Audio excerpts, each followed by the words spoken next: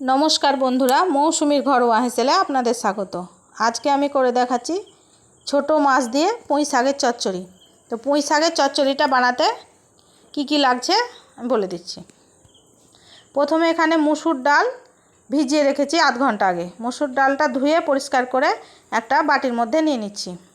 এরপরে এরকম ছোট ছোট কেটে ধুয়ে রাখা আলু এর মধ্যে দিয়ে দিচ্ছি। তারপরে দিয়ে দিচ্ছি হলুদ গুঁড়ো, পরিমাণ মতো লবণ, তারপরে দিয়ে দিচ্ছি চেরা কাঁচা লঙ্কা, পেঁয়াজ কুচি, তারপরে দিয়ে দিচ্ছি সর্ষের তেল। তারপরে ভালো করে হাত দিয়ে সবগুলোকে মেখে নিচ্ছি। এই রান্নাটা হাতে মেখেই করব। তারপরে দিয়ে দিচ্ছি কেটে ধুয়ে রাখা পুঁই শাক। পুঁই শাকটাকেও ওর মধ্যে দিয়ে দিচ্ছি এবং পুঁই শাকটাকেও ভালো করে সব কিছুর সাথে একসাথে মিশিয়ে নিচ্ছি।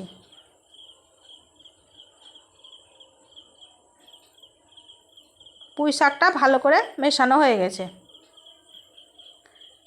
এরপরে গ্যাসের উপরে একটা কড়াই বসিয়ে সাদা তেল গরম হতে বসিয়ে দিয়েছি। তেলটা গরম হয়ে গেছে।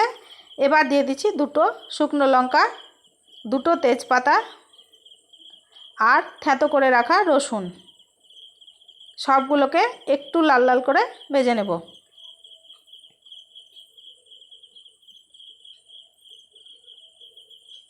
সবগুলো লাল করে একটু ভাজা হয়ে গেছে। তারপরে মেখে রাখা পুঁই শাকটা এর মধ্যে দিয়ে দিচ্ছি। তারপরে বাটি ধুয়ে অল্প একটু জল দিয়ে দিচ্ছি। সবগুলোকে ভালো করে নেড়েচেড়ে ঢাকা দিয়ে রেখে দেব। ভালো করে নাড়া হয়ে গেছে। এবার ওপর থেকে ঢাকনা চাপিয়ে রেখে দেব 10 মিনিটের জন্য। 5 মিনিট হাই ফ্লেমে আঁচটা দিয়েছিলাম, পরের 5 মিনিট লো ফ্লেমে আঁচটা দিয়ে রেখেছিলাম। 10 মিনিট পর দেখে নিচ্ছি একবার নেড়ে। খুব সুন্দরভাবে সব কিছু সেদ্ধ হয়ে গেছে এবং রান্নাটাও প্রায় হয়ে এসেছে। আলুগুলোকে একটু খুন্তি দিয়ে ভেঙে ভেঙে দিচ্ছি। তারপরে দিয়ে দিচ্ছি অল্প সামান্য চিনি। চিনি দেওয়ার পরে ভালো করে নেড়ে নিচ্ছি।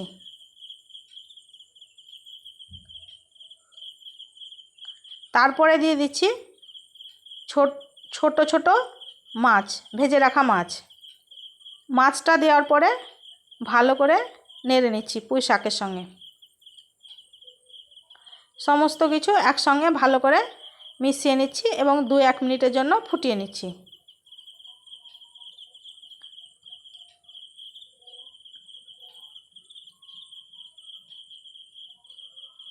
2-1 মিনিট ফুটে যাওয়ার পরে একটা থালার মধ্যে ঢেলে নিচ্ছি।